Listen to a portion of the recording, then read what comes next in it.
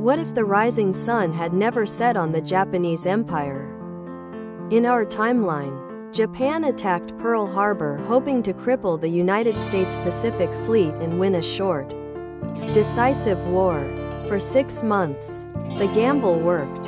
Japanese forces swept across Southeast Asia and the Pacific, capturing the Philippines, Malaya, Singapore, the Dutch East Indies, and Burma.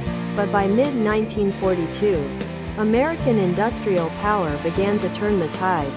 What if that tide had never turned? Japan's leaders knew they could not defeat the United States in a long war. Their only hope was to strike so hard that America would lose the will to fight and negotiate a peace. In our timeline, that strategy failed. The Doolittle raid humiliated Japan. The Battle of the Coral Sea halted expansion, and Midway destroyed 4 Japanese aircraft carriers. But what if Midway had gone the other way? The Battle of Midway in June 1942 was the turning point of the Pacific War. American codebreakers knew Japan's plan. American dive bombers caught Japanese carriers while their decks were full of fuel and bombs. In this alternate timeline, American intelligence is slower.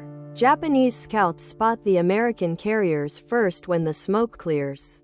The United States has lost the Enterprise, Hornet, and Yorktown, with no Japanese carriers sunk.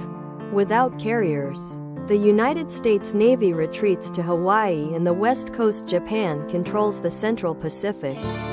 Guam, Wake Island, and Midway become permanent Japanese bases. Supply lines to Australia are cut. American submarines still raid Japanese shipping, but they cannot stop the Imperial Navy from dominating the surface.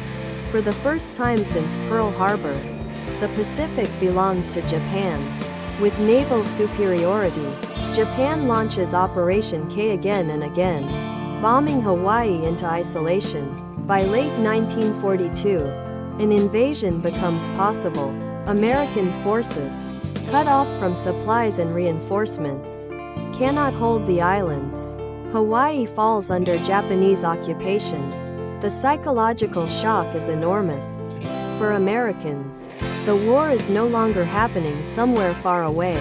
It has reached American soil. Australia, already defending New Guinea and desperate for American support, faces invasion from the north. Port Moresby falls. Japanese forces push across Papua and threaten northern Australia. Without American carriers and marines, the island continent is left to fight alone with British and remaining American help. Bombing raids on Darwin become daily events. The Commonwealth faces its darkest hour. In our timeline, the Manhattan Project produced atomic bombs by 1945. But the project was not guaranteed to succeed. In this alternate timeline, delays plague American nuclear research. Germany surrenders in Europe in 1945, but Japan still holds the Pacific.